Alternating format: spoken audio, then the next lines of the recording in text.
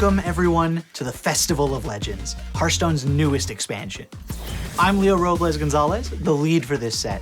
We've got plenty of rockin' new cards and mechanics that'll be sure to shake up the game. E.T.C., the face of music in Azeroth, is hosting the largest, most mind-melting musical event the world has ever seen. It's showtime! 11 musicians and bands of various genres have been invited by E.T.C. to compete against one another.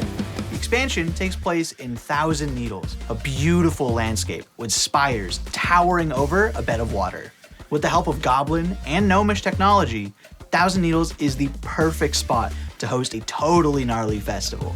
Each one of Hearthstone's classes will be closely tied to its own unique genre.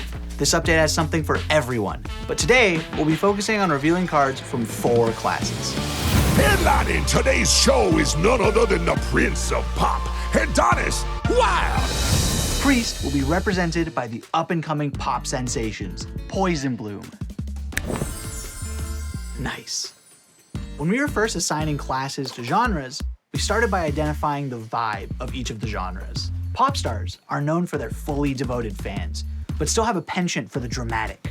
Priest's mastery over Holy and Shadow Magic felt like a great representation of that energy. Each class has a legendary musician minion to be the face of their genre, like Priest's lead member, Heartbreaker Adonis. Heartbreaker Adonis is a legendary showcase of Priest's new core keyword, Overheal. When a minion with Overheal is restored past full health, you trigger their Overheal bonus. Adonis works great with any healing cards, like the brand new location for Priest, Fan Club. Playing a Fan Club ahead of time lets you line up some sweet Overheal plays. Stay tuned for the full details of Overheal and the Priest core set coming soon. Poison Bloom have one last mechanic to wrap up their set, Finale, our new keyword. Cards with Finale, like Power Chord Synchronize or Ghost Rider, give you a bonus if playing them spends all your remaining mana. Try to plan your turns to end on a strong Finale performance, and you'll be sure to drown out your opponent with your sweet tunage. Now, put your hands together for the mechanical machinations of MC Flingtron and his hip-hop robots! One of our goals with this expansion was to make sure the most popular genres were represented. Hip-hop was a no-brainer to fit into the set, and since Rogue is known for their rhythmic combos and dance-like maneuvers, it seemed like a perfect fit for the genre that brought us beatboxing and breakdancing. In Hearthstone, rogues are masters of weapons, and in the Festival of Legends, every class gets a weapon in the form of instruments. Most of these weapons have awesome death rattle effects that get better if you do certain actions while they're equipped. Rogue's Record Scratcher needs combo cards to improve, like Beatboxer. Put on your own performance and improve your musical prowess with instruments.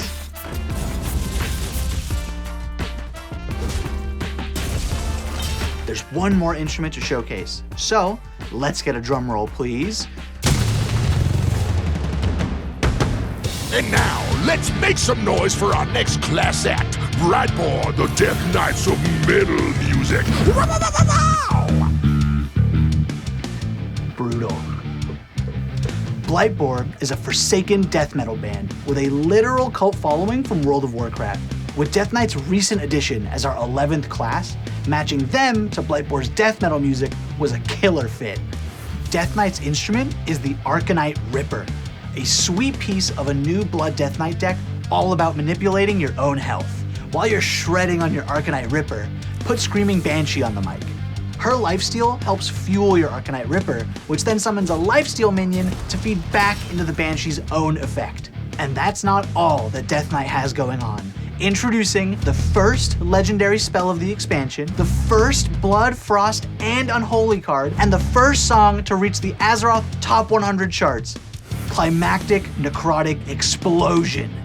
With every class's legendary musician minion, they will also get a legendary spell to represent that musician or band's most popular song. What I love about these spells is that they look like album art. Climactic Necrotic Explosion shows off all of the members of Blightborn along with their band's logo. Now that's metal. Let's take a look at another example of a new cycle of spells, Harmonic Metal. These spells have effects with 2 numbers on them that swap to their dissonant forms each turn they're in your hand. Do you want a smaller hand buff on more minions, or a bigger hand buff on fewer minions? Plan your turns accordingly. Not every class will be getting a harmonic spell, but those that aren't will get a different mechanic that's showcased in our next genre. Ladies and gentle orcs, please join me in welcoming the famed warlock composer, Rin, and her demonic orchestra.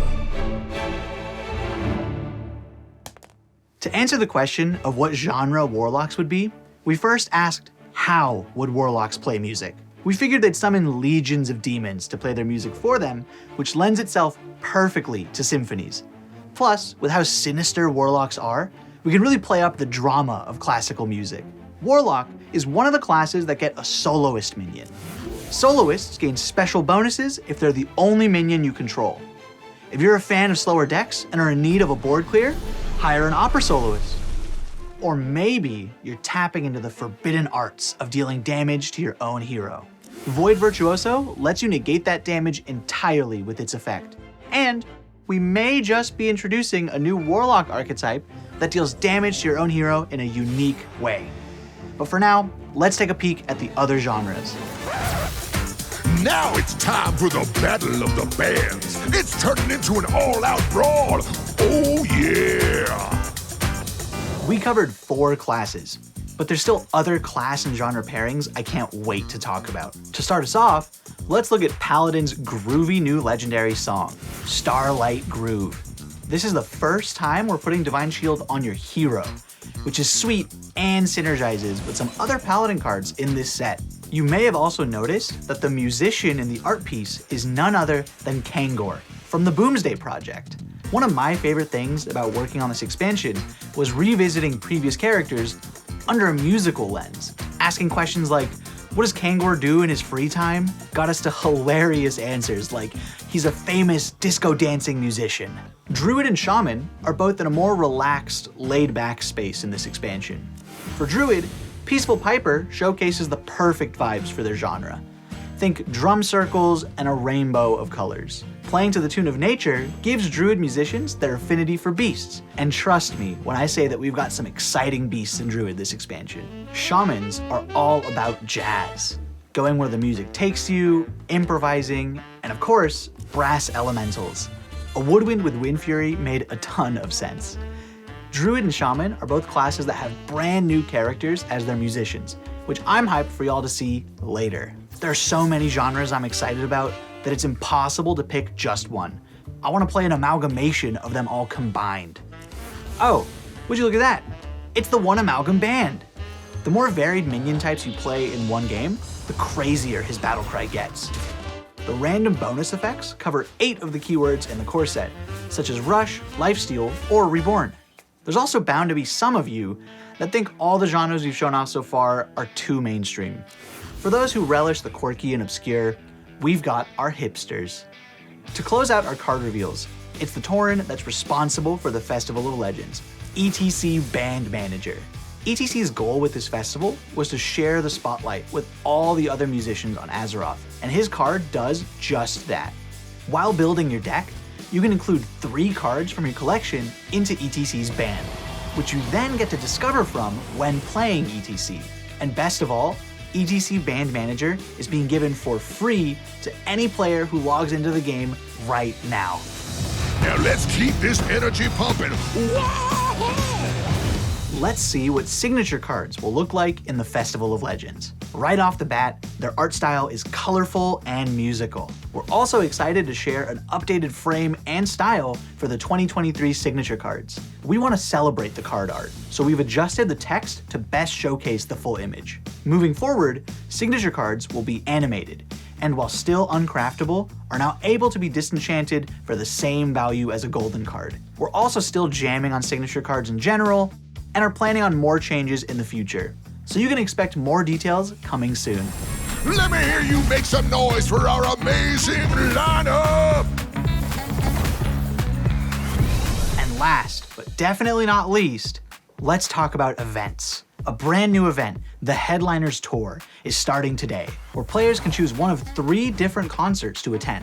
Each one has their own unique rewards track, full of cosmetics and packs themed around the classes and genres that belong in that concert group. Once the event is complete, any cosmetics you didn't get will become available at different points in the shop, including those from the other 2 concert groups you didn't choose. We will also have another event coming to celebrate the launch of the Festival of Legends expansion, and you can find more information on card reveals leading up to the launch on our website. And just like that, the show has come to a close. Pre-purchase bundles for the Festival of Legends are available today. And remember, you can log in right now to receive your free E.T.C. Band Manager card and participate in the new event. Thank you all so much, and I hope to catch you in the front row of the Festival of Legends.